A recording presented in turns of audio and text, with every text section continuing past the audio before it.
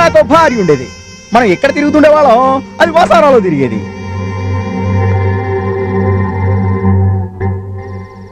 దాని తిరుగుడు చూసిన మంచి అందమైన కుర్రాడు టైం చూసుకొని హాయ్ చెప్పాడు. దాని సిగతలగా ఇది నవ్వేసింది. ఆడు చెయ్యి ఊపడం, ఇది నవ్వడం, ఆడు చెయ్యి ఊపడం, ఇది నవ్వడం. చివరకు గుంటలో ఫ్లయింగ్ కిస్ ఇచ్చాడు. అట్టు కోసం ఎదురు చూస్తున్న పెనంలా ఉంది కదా, రివర్స్ లో కిస్ ఇచ్చేసింది.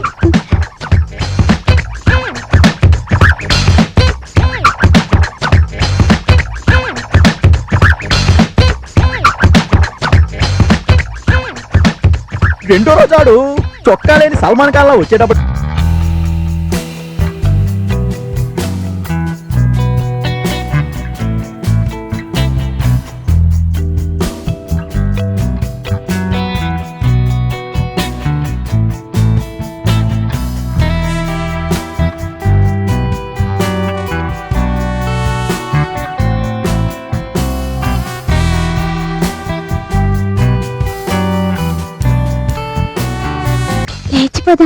తర్వాత ఏముంది, జయం పాటేసుకున్నారు, జెండా లేపేశారు.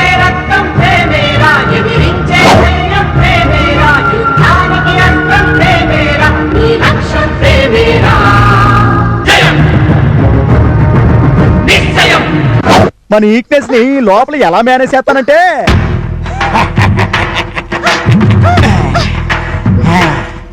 నీ పేరేంటి? అందుకేనా అంత గుమ్మున వాసన వచ్చేస్తుంది? నా పేరేంటో తెలుసా నీకు? తెలీదా?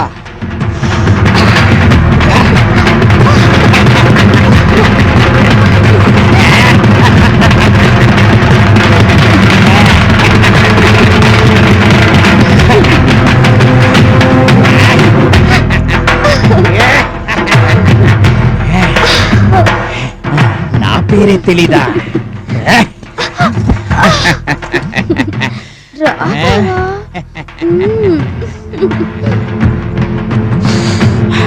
మన పేరు భూపతి. నీలాంటి వాళ్ళందరూ ముద్దుగా భూకంపం బాబా అని పిలుస్తుంటారు. మరి భూమి కంపిస్తుందా? అదిరిపోతుందంతే. మన దేవుడు పెద్దాపురం. పెద్దాపురంలో మనకు చాలా మంది తెలుసు. మా అంతా ఎరగదీస్తాం. మనం ఎక్కడుంటాడు భూకంపాలే. మొన్న కాకపోతే కొంచెం గుజరాత్ భూకంపం తర్వాత కొంచెం తేడా వచ్చింది. చాలా చేసేవాడి వరకు ఇప్పుడేం చేయలేకపోతున్నాను. కొంచెం పైకి వేసుకోవా, నాకు టెన్షన్ వచ్చేస్తుంది ప్లీజ్.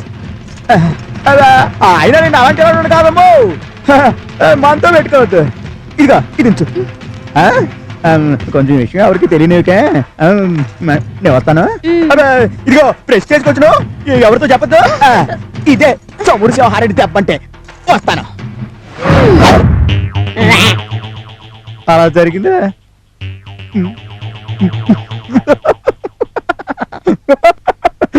ఎన్నాళ్ళు నేను ఒక్కండే ఎదననుకున్నాను రే.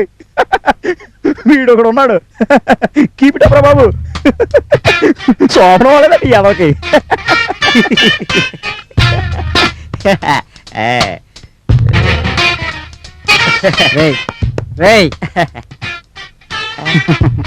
సార్ దగ్గర ప్లీజ్. సార్ ఏంట్రా? ఆడు పెద్ద భూకంపం బావ, భూములు బద్దలు కొట్టేస్తాడా ఏంట్రా అన్న? ఆడొక పెళ్ళాం వదిలేసిన పనికిమ్మాలని ఎద్దవ్వా, ఆడు సలహాలు ఇస్తే నేను పాటించాలా? యాదవన్నారు యాదవ్ యాదవ్.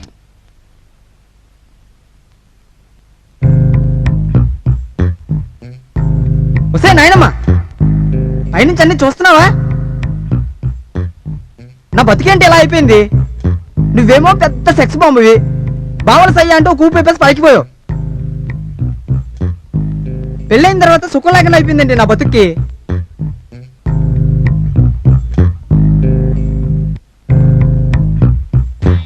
పద్మని నేను ఎంత ఇష్టపడి పెళ్లి చేసుకున్నాను. ఈరోజు తను చాలా నరకం అనిపిస్తుంది. నేను ఎలా ఉండేవాడిని? పెళ్ళైన తర్వాత నా మీద నాకే కాన్ఫిడెన్స్ పోయింది. లేకపోతే రోడ్డు పక్కన మూలికలు కొండవేంటి, డాక్టర్ దగ్గరికి వెళ్ళినా ప్రాబ్లం సాల్వ్ కాకపోవడం ఏంటి, ఉల్లిపాయలు తినడం ఏంటి, ఆఫీస్ బాయ్ సలహాలు పాటించడం ఏంటి, బ్రోతల హౌస్ల చుట్టూ తిరగడం ఏంటి, ఇలా ఎందుకు జరుగుతుందో నాకే అర్థం కావడం లేదు. ఆలోచిస్తుంటే ఇదంతా రీటా చేసిందేమో అనిపిస్తుంది. కానీ రీటా అల్లరిపిల్ల అలా చేయదు. అయినా లోపం నాలో ఉంచుకుని ఇదంతా రీటా చేసిందని అనుమానించడం తప్పేమో. కానీ సమస్య తీరాలంటే ఒకసారి రీటాని కలిసి మాట్లాడాలి. ఏం చెప్తుందో చూద్దాం, తర్వాత కాలమే నిర్ణయిస్తుంది.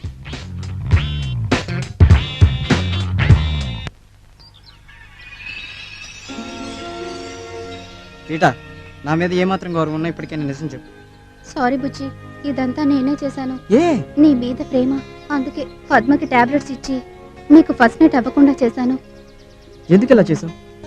నీ వల్ల నేను ఎంత బాధపడ్డానో తెలుసా?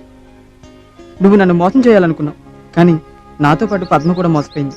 పాపం పద్మ ఒట్టి అమ్మాయికి రాలి. సారీ బుజ్జి, ఇంకెప్పుడు నీ దారి కడ్డురాను. I'm very sorry. సారీ చెప్పడం ఈజీ రీటా, నేను ఎంత బాధపడ్డానో నీకేం తెలుసు?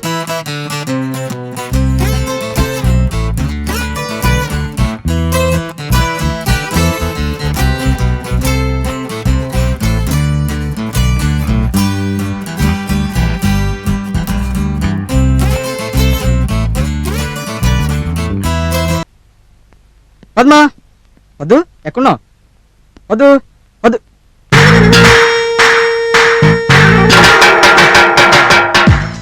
నిజం తెలిసిందని ఆనందంగా ఇంటికి వస్తే ఇదేంటి చాపెక్కింది?